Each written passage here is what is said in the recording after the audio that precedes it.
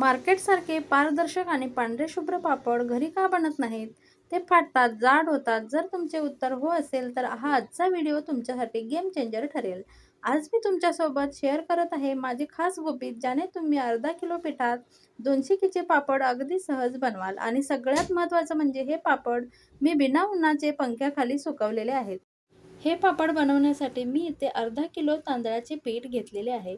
तुम्ही या ठिकाणी रेशनचे तांदळाचे पीठ मोजून बरोबर अर्धा किलो घेतले तरी चालेल. तरी हे देखील पापड असेच छान होतात. तर इथे आपण प्रमाणासह घेणार आहोत, त्यामुळे मी हे अर्धा किलो पीठ एका टोपामध्ये काढून घेते, जेणेकरून आपल्याला पाण्याचं प्रमाण फिक्स करता येईल. तर इथे मी एक टोप भरून, ज्या टोपामध्ये पीठ मावेल असा टोप घ्या. मी असा हा स्टीलचा एक टोप घेतलेला आहे. यामध्ये बरोबर अर्धा किलो पीठ बसलेलं आहे. तर याच प्रमाणात आपण पाणी घेणार आहोत. त्यामुळे मी पीठ मोजून घेतलेलं आहे. तर अशा पद्धतीने हे पीठ मोजून घ्यायचं आहे आणि तो टोप एका दुसऱ्या टोपामध्ये खाली करायचा आहे. तर इथे मी भागवट करण्यासाठी एक मोठं पातेलं घेतलेलं आहे, जेणेकरून आपल्याला हलवता व्यवस्थित येईल पीठ. नाहीतर छोटा टोप घेतला तर सगळं आजूबाजूला पीठ सांडतं. म्हणून अशा पद्धतीनं तुम्हाला मोठा टोप घ्यायचा आहे. जेणेकरून आपण जे भागवट बनवणार आहोत ते व्यवस्थित आपल्याला मिक्स करता येईल आणि आजूबाजूला आपली शेगडी पण खराब होऊ नये आणि पीठ पण वेस्ट होऊ नये म्हणून. तर आता हे पीठ मी एका कुकरच्या डब्यामध्ये काढून घेते आणि या भांड्याच्या प्रमाणात आपल्याला पाणी घ्यायचं आहे, म्हणून हे मी डब्यात खाली करून घेते. तर अशा पद्धतीनं हे बाजूला ठेवायचं आहे. गॅस चालू करायचा आहे. पातेलं थोडंसं गरम झाल्यानंतर यामध्ये बरोबर एक टोप पाणी आपल्याला यामध्ये घालायचं आहे. एक टोप पीठ आहे, तर बरोबर दीड टोप आपल्याला पाणी घालायचं. हे प्रमाण अगदी परफेक्ट आहे. कोणतेही तांदळाच्या पिठाचे असे पापड जर तुम्ही बनवत असाल, तर 1 वाटी पीठ असेल तर दीड वाटी पाणी, हे प्रमाण तुम्ही लक्षात ठेवा. तर अशा पद्धतीनं पापड अगदी छान होतात. तर इथे मी 1 चमचा पापड खार घातलेला आहे आणि 2 चमचे मीठ घातलेलं आहे. पापड खार मी 1 चमचा घातलेला आहे आणि 2 चमचे मीठ घातलेलं आहे. मीठ थोडंसं कमी घालायचं आहे. पाण्याला उकळी येऊ द्यायची आहे. लवकर उकळी येण्यासाठी मी यावरती झाकण ठेवलेलं आहे. तुम्ही बघू शकता पाण्याला छान उकळी आलेली आहे आणि यामध्ये आपल्याला पीठ घालून हे आपल्याला, जसं आपण मोदकाला भागवट करतो तशा पद्धतीनंच हे आपल्याला भागवट करून घ्यायचं आहे. तर पाण्याला छान उकळी आलेली आहे. तुमच्याबरोबर अजून कोणी असेल तर त्यांना पीठ टाकायला सांगा आणि तुम्ही एका हाताने ढवळा. तर मी एका हाताने मी पीठ ढवळते आणि एका हाताने हलवते.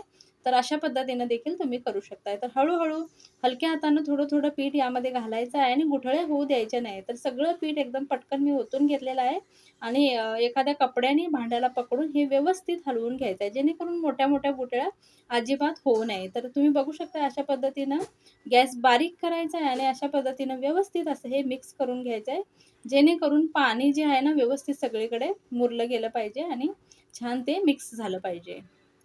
तुम्ही इथे बघू शकता अगदी व्यवस्थित छान असं हे पीठ भागवाट झालेलं आहे. तुम्हाला हाताला अजिबात चिकटत नाहीये.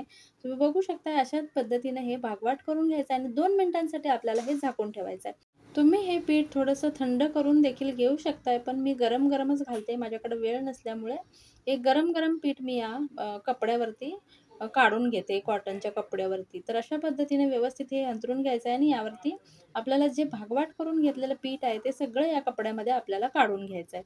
तर तुम्ही बघू शकता अगदी छान असं नरम हे पीठ भागवाट झालेलं आहे आणि अशा पद्धतीने हे काढून घेऊन आपल्याला या कपड्यामध्येच थोडंसं आपल्याला हे मळून घ्यायचं आहे, जेणेकरून जर गुठळ्या मोठ्या राहिल्या असतील तर या मोडल्या जातील. म्हणून आपल्याला हे अशा पद्धतीनं थोडंसं 2-3 वेळा असं मळून घ्यायचं आहे आणि हे पीठ आपल्याला नंतर कुकरला 1 शिट्टीत लावून घ्यायचं आहे. 2 ते 3 मिनिटं हे पीठ मी मळून घेतलं आहे आणि व्यवस्थित असं हे गोल यामध्ये बांधून घेतलेलं आहे. अशा पद्धतीनं आपल्याला हे बांधून घ्यायचं आहे आणि आपण याला कुकरमध्ये लावणार आहोत. तर तो गॅस वाचवण्याची एक सोपी ट्रिक मी तुम्हाला सांगणार आहे. तर तुम्हाला तर माहिती आहे आता गॅस भेटत नाही आहे. तर इथे मी भात लावलेला आहे कुकरमध्ये आणि भातावरतीच एक डबा रिकामी होता. तर त्यामध्ये मी हे पीठ वाफवून घेणार आहे, जेणेकरून माझं पीठही वाफवलं जाईल आणि माझा भातही तयार येईल, म्हणजे गॅस वाचला जाईल. म्हणून अशा पद्धतीने मी याला कुकरमध्येच लावत आहे. तर तुम्ही बघू शकता खाली एक तांदळाचा डबा आहे. भात लावला आहे आणि त्याच्यावर झाकून परत दुसरा डबा ठेवून त्यावरती मी पीठ ठेवलेलं आहे आणि पीठ शिजवण्यासाठी फक्त 2 शिटीमध्ये भात पण शिजतो आणि पीठ देखील आपलं छान शिजलं जाईल. तर अशा पद्धतीने मी 2 शिट्या लावून हे पीठ व्यवस्थित शिजवून घेतलेलं आहे.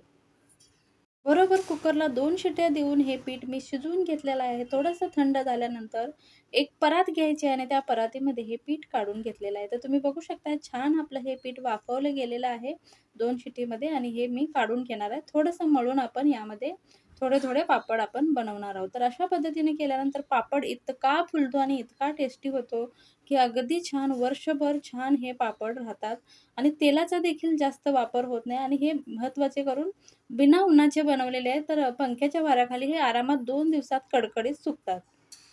सगळं पीठ काढून मी अशा पद्धतीने थोडंसं मळून घेतलंय आणि थोडासा गोळा बाजूला घेऊन बाकीचं पीठ बाजूला ठेवून अशा पद्धतीनं आपल्याला हे मळून घ्यायचं आहे. तर तुम्ही बघू शकता तेलाचा एकही थेंब मी अजूनपर्यंत वापरलेला नाही. तर अजिबात हे चिकटत नाही. तर अशा पद्धतीने मी यामध्ये आत्ता जिरे घातलेत, कारण जर पाण्यामध्ये मी जिरे घातले असते, तर त्याचा कलर पूर्ण पिवळा झाला असता आणि तो मला नको आहे म्हणून मी अशा पद्धतीनं पिठामध्ये जिरे घातले. जर पाण्यामध्ये जिरे घातले तरी हरकत नाही, पण कलर त्यांचा पापड पांढरे शुभ्र होत नाही, थोडेसे पिवळसर होतात. म्हणून अशा पद्धतीने मी नंतर जिरे घातलेले आहेत. तर जिरे 1 चमचा घातलेले आहेत आणि ते व्यवस्थित मिक्स करून घ्यायचे आहेत आणि त्यानंतर आपण याचे पापड लाटणार आहोत. तर अगदी छान लाटता येतात. सोपे एकदम आहेत, सहज होतील, पटकन होणारे असे पापड आहेत. तुम्ही या उन्हाळ्याला किती प्रकारचे पापड बनवलेत मला कमेंट सेक्शनमध्ये नक्की सांगा. आणि असे पापड तुम्ही यापूर्वी कधी बनवलेत का? ते देखील मला कमेंटमध्ये नक्की सांगा. तर अशा पद्धतीने हे मळून घेतलेलं आहे आणि आपल्याला आवडेल असा छोटासा गोळा आपल्याला करायचा आहे आणि त्याचे पापड आपल्याला लाटून घ्यायचे आहेत. तुम्हाला आवडेल असा गोळा करून घ्यायचा आणि पोळपाटला थोडंसं तेल लावायचं आहे. पहिल्यांदाच लावायचं आहे, नंतर लावलं नाही तरी चालतं. तुम्ही बघू शकता कापसासारखं नरम असं हे छान पीठ तयार झालेलं आहे. तर अगदी जसा लाटाल तसा गोळा हा लाटला जातो. एवढं छान पीठ तयार झालेलं आहे. तर असं गोल गोळा करून घ्यायचा आहे आणि लाटण्याने आपल्याला हा लाटून घ्यायचा आहे. पीठ अजिबात लावायचं नाही. तर छान असा हा लाटला जातो. तुम्ही बघू शकताय माझ्याकडे हा डिझाईनचा लाटणं होता, तर त्याने मी लाटत आहे. तुमच्याकडे जो असेल प्लेन त्याने लाटलं तरी चालेल. तर छान तुम्हाला आवडतील असे पातळ पापड लाटले तर 100% 200 पापड होतात आणि जर थोडेसे जाड झाले तर त्याच्यापेक्षा थोडेसे कमी होतील. बस एवढंच. तुम्ही बघू शकता इतका सुंदर, सहज, न फाटता, न तुटता असा हा छान पापड तयार झालेला आहे आणि चवीला म्हणाल तर एकदम अप्रतिम असा हा पापड लागतो. तुम्ही एकदा नक्की करून बघा. तर अशा पद्धतीने सगळे पापड मी बनवून घेतलेले आहेत आणि पंख्याच्या वाऱ्याखालीच हे सुकत घातलेले आहेत. थोडेसे जिरे जास्त झाल्यामुळे थोड्याशा पापडांचा कलर पिवळसर झालेला आहे. ज्याच्यामध्ये जिरे कमी वापरलेत ते थोडेसे पांढरे झालेले आहेत.